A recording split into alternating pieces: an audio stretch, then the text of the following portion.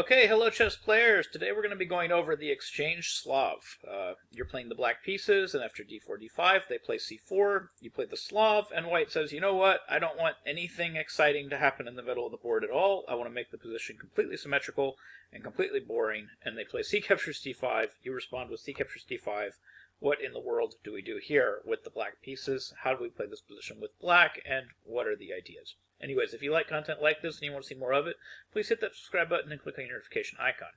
Well, one of the ideas is that sometimes white plays this just because they do want a completely boring position where absolutely nothing is going to happen. And actually, the vast majority of the games, even on the Master and Grandmaster level, just end very peacefully with everybody copying moves and then eventually shaking hands. Tons and tons of games just end with something simple like knight to c3, knight to f6, knight f3, knight c6, bishop f4, bishop f5, and starting here, there are certainly ways to spice things up, but a lot of games just end with pawn to e3, pawn to e6, everybody, puts their bishops on, d6 and d3, everybody exchanges, we'll have castles, rook c1, and I'm actually following a game. I'm actually following quite a few games. But one of the games that I'm following is Nakamura versus Carlsen, played back in 2009, where they just shook hands right here. They just agreed to a draw. The position is totally symmetrical. Absolutely nothing's happening. Everybody has the same number of pieces, and it's actually really hard to get anything out of this position anymore. There's just not enough imbalances left to really do anything. So agreeing to a draw is a perfectly reasonable result. But of course, not all of us are going to be that lucky. We need to know what happens if white does decide to play for a win. And of course, what if we're playing against lower-rated opposition? Maybe we want to play for a win ourselves with the black pieces. How are we going to handle that? One thing you might have to worry about is alternate move orders. This is something that people are going to try. They might play something like bishop f4. Now, as it turns out, the alternate move orders don't seem to do very much. So they all seem to sort of end up in the same spot. So for example, bishop f4, knight c6, e3. I'm following the game actually So versus Magnus Carlsen, played back in 2021. That just ended, in a very similar, totally equal position. The game continued bishop f5, and as you can see, okay, white's omitted knight f3 and knight c3, but black's also omitted knight f6, so it's about the same. Nothing's really happened. So they had knight c3, e6, knight f3, now bishop d6, taking advantage of the omission, and then takes, and then we have knight h4, trying to get the bishop pair, trying to prove that we have something, but then So ends up just giving up the bishop pair anyway. After castles, he gets the bishop pair back, and then queen a4, and then Carlsen wanted to pretend like he was playing for a win, so he played queen d6. But again, the position is just laughably equal. There's just nothing going on. It's a symmetrical position. Everybody has the same pieces, the same types of pieces. It's going to end in a draw, and of course the game did. It ended on move 43, and the players shook hands, and they just went home. This was Wesley So versus Magnus Carlsen, played back in 2021. So the different move orders don't mean a ton. There's just not a whole lot different that you're going to be able to do by developing your bishop first versus developing your knight first. Really, the critical position of all this is going to be after you have the moves knight c3, knight f6, knight f3, knight c6, and white plays bishop f4. This position is super, super critical. And right here, we have the basic three moves that stem off from here. We have the main line, which is bishop f5, which again can lead to that totally symmetrical draw. We have this move, knight to e4, which in a minute, I'll try to explain the ideas behind it, actually. It's actually kind of a clever move, and if you do have to play against a lower rated player where you need to try to play for a win, this is probably the move you want to go with. But also even against higher rated opposition, this is not a bad move. It is not a bad idea. So knight to e4 is a possibility, and of course a6 is a possibility, and we're going to go over each one of these moves in turn. So the main move, the first move that we kind of have to worry about, especially in order to understand the other two moves, we have to understand why people would do something other than bishop f5. Well, when we play bishop f5, of course white can play the boring e3, but white also has the option to play for a win with the move queen to b3. And then, of course, this is always going to be the case. Whenever a bishop abandons that c8 square in any queen-pawn opening, there's always going to be the possibility of the queen coming to b3 and putting pressure on d5 and b6 and making black's life a little bit uncomfortable. So in these cases, what black needs to do in this exact position is he needs to play knight a5, and then we're going to have queen to a4 check, and then we're going to have bishop to d7, The queen's going to come back to c2, and then we're going to play e6. Now, this position is supposed to be fairly close to equality, but white is supposed to be slightly better here. Now, I'm following a couple of different games here, but one of the most critical stem games in this line is actually the game of Floor versus Erway, played back in 1946. And that is the game that we're actually following right now. That game continued with e3, rook to c8, and then rook c1.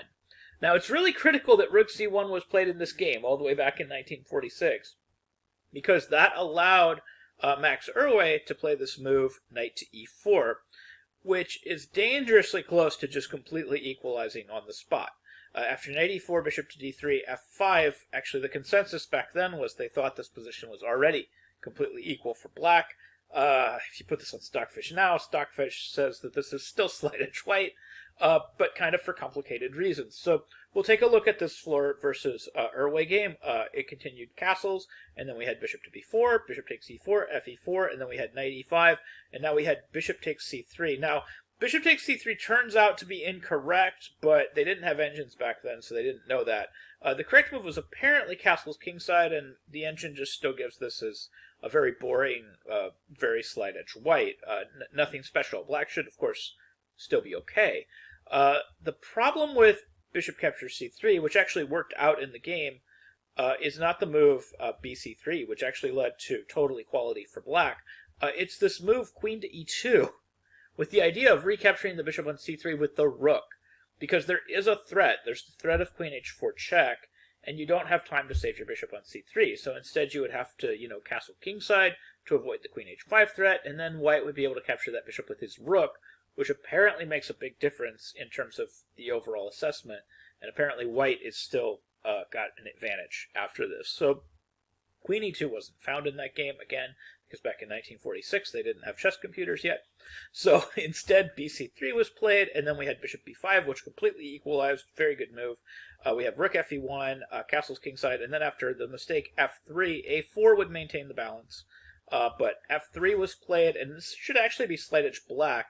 Black continued with ef3, knight f3, and then bishop e8 is in fact slight edge black. The bishop is now threatening to come to the g6 square. It's threatening to come to a long diagonal. This bishop is actually getting very good.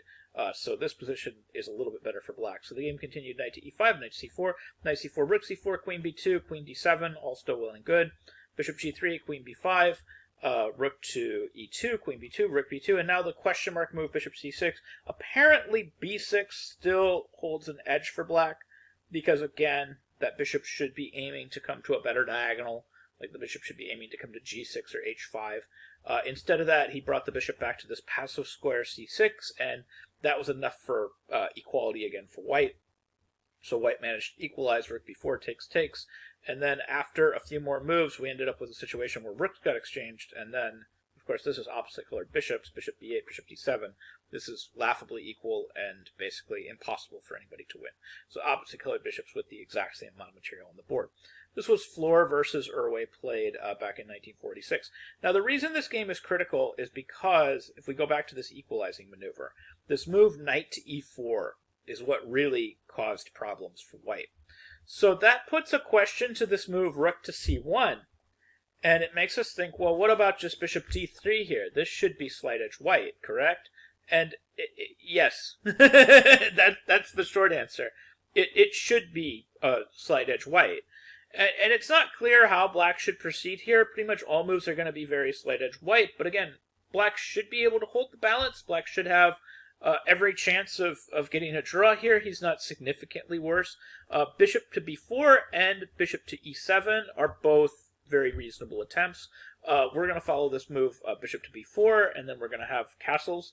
The game we're following again is a Nakamura game. We're actually following Nakamura versus Karyana. And there were a lot of questionable moves in this particular game. It was Nakamura versus Karyana, played on Chess24 back in 2020. But the opening itself was pretty solid, so we'll just kind of stop around move 17. But knight h5, bishop e5, f6, bishop back to g3, knight takes g3, h takes g3, knight to c4, a3, bishop c3, bc3, knight d6 is considered completely equal according to the engine. Karyana's next move was actually a mistake. After a4, g6 is apparently an error, and this gave Nakamura an advantage, and he probably should have won the game, but like I said, a lot of mistakes were made from both sides. Nakamura's next move was quite good, knight d2, should just be advantage white.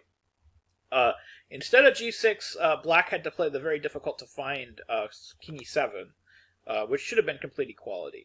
It's just bad for black to weaken his king side and then castle over there, even though instinctually you would think you would want to castle, but when they ended up getting deeper into the middle game and the transition into the end game, it ended up being a very bad thing that all three of these pawns had advanced to the third rank. It made the king's position and the seventh rank very, very airy and very difficult to defend overall. And it caused Karyana a lot of problems, but he managed to save the game. So the game did end in a draw. So kind of an interesting game, an interesting position, but it also highlights one of the issues with playing the black side of an exchange Slav, which is if they play this variation with bishop to d3, there should be every expectation here when they play bishop d3 that no matter what you do, this position should be advantage white. And I mean, again, Karyana was pretty close to equal with king e7, but still, if you just think about this logically, you have a bishop stuck behind your pawn chain and white doesn't. So there's not a whole lot you can do to just change the overall assessment after bishop d3, especially since bishop d3 is hampering your possibility of playing this move knight to e4. So that brings us back to this really critical stemming off point where you have to decide whether you're going to play one of these three moves, whether you're going to play bishop to f5, knight to e4, and a6. And hopefully it's a little bit more clear right now why both knight to e4 and a6 are moves that people consider. They're both aimed against the idea of queen b3, and they're both aimed against specific ideas within the idea of queen b3 within the symmetrical line. So knight e4 was a move that was played by Garry Kasparov. It was Beninkis versus Kasparov, played back in 2001, is the game that I'm actually following. And of course, the idea should be clear now that we've gone over that other line, is we want to play knight e4 before white gets a chance to stop us. Queen b3 still isn't a threat because we're holding that pawn with our c8 bishop, and we can get in knight e4 now without any risk of white preventing it because he hasn't had a chance to play both e3 and bishop to d3 yet. And of course, Kasparov had an additional reason for going for something like this, which is Kasparov had the Grunfeld in his repertoire. And Kasparov saw that he could get positions very similar to his Grunfeld. So after e3, Kasparov would play knight takes c3, bc3, and of course, it's similar to a Grunfeld, pawn to g6. So this was very appealing to Kasparov because he's already very familiar with how to play Grunfeld positions. So just continuing to follow this game, we have bishop d3, bishop g7, castles, castles, rook b1. This position is slight edge white, according to the engine, and probably just objectively it's slight edge white. But again, if you're playing against a lower rated opponent and you need to play for a win with the black pieces, this is a very good option. You can do this. So the game continued b6, c4, dc4, bishop c4, and of course this is the reason this position is slight edge white. White has the two central pawns, black only has one, but in exchange for this, black has a lot of dynamic play, and black should have a lot of dynamic counter chances. So the game continued bishop to b7, queen e2, queen d7, rook fc1, rook ac8, so all of this is well and good, and then white plays the question mark move, bishop a6, then this allows bishop takes a6, queen takes a6, knight b4 exclam, and now of course it is major advantage black. And after queen e2, Kasparov continued with the correct move, knight to d5, and then we have queen to a6, and now Kasparov didn't play the best move. He played knight takes f4, which according to the engine is still major advantage black, and of course Kasparov did go on to win after a few more adventures. But the absolutely correct move is just knight c3, which creates this kind of interesting double threat. We're threatening here, but we're also trying to set up shots on e2. Now, of course, it's totally understandable that Kasparov missed this because the e2 square is covered by the queen. But here is the idea. The idea is after rook to a1, you play b5. This blocks the queen and reiterates the threat of knight to e2. So now the threat of knight to e2 has to be met, and then after king h1, we start attacking that queen. And that queen has precious few places to go, and we are also going to be gaining a lot of time to get all of our pieces into the game. So the computer wants to play rook queen a3 and then rook fc8, bringing everything into the game. And then after h3, we would play b4 with the idea that they don't have queen takes b4 because knight a2 is simply winning on the spot. So they would have to play queen to b2 and then a5. And according to Stockfish, this position is plus 3.4 for black, almost 3.5 pawns for black. Black has a hugely decisive position with all of his pieces just basically dominating white's queenside. So this was the direction that that game could have gone. And of course, this gives a lot of incentive for people that want to play this move, knight to e4. Maybe this is a totally reasonable way to go, is to plop this knight on the e4 square and play these Grunfeld-like positions after e3, exchange, g6. It's a totally reasonable path. Another completely reasonable path after bishop to f4 is to try this move pawn to a6. Now, pawn to a6 is also aimed against this move queen to b3, but it's aimed against it in kind of a different way. So, for example, let's say they play a move like rook to c1. One of the ideas is, if I play bishop f5 right now and they play queen to b3, since I've played a6, I'm ready to play b5. And that means I can continue with knight a5, and when they play queen a4, I do not have to retreat my bishop back to d7 to save my position. I can instead thrust that pawn forward. I can play pawn to b5, and then after queen to d1, e6. This position is actually, according to the engine, this is already major advantage black. Part of the reason is because I'm utilizing this square with my knight, so none of my moves have been wasted. The knight a5 is going to be preceded with knight to c4 at some point. I've gained space on the queen side with both a6 and b5, and my bishop on f5 is developed and never had to go backwards. So that's kind of the idea behind a6. Now, of course, when you play a6, nobody's going to be really nice and play a move like rook c1. They're going to play e3.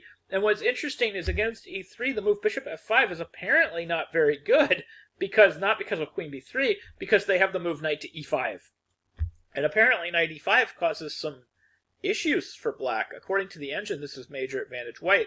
So what you should be doing against e3 is you should be playing bishop to g4, and we're actually following Melkumin versus Carlsen, played in Riyadh. This game actually finished in a win for Carlsen, even though the positions are relatively equal. Again, it's relatively equal, probably slight edge white. Continued bishop e2, e6, castles, bishop e7, rook c1, and really this position is equal, but of course there were a lot of mistakes made by both sides, and eventually Carlsen went on to win. But this position is somewhere between equal and just slight edge white, and that's sort of what we're looking at there. But in a nutshell, that's basically what you can do when you're playing the exchange Slav. You have this very critical position beginning right here. You have to decide between a6, bishop f5, and knight e4. They're all very reasonable tries in this position, and you can play any one of these. I would say that for the most part, bishop f5 is the move that most of you are going to play, and for the most part, a lot of your games are just going to end with white just playing symmetrical moves with e3, e6, bishop d3, etc., and everybody's going to shake hands and go home. But occasionally people are going to be trying to play for a win with a move like queen b3, and you do have to be prepared to play this line with knight a5, queen a4, bishop d7, and just accept the fact that you're probably just a little bit worse here, even though it's so little that it's not anything that white should be bragging about, or not anything that white should be writing home about. Most of these games still do end in draws. So anyways, I hope you found this content helpful. I hope you learned something new about chess, and I hope you can use some of these ideas in your own games. Thank you very much for watching.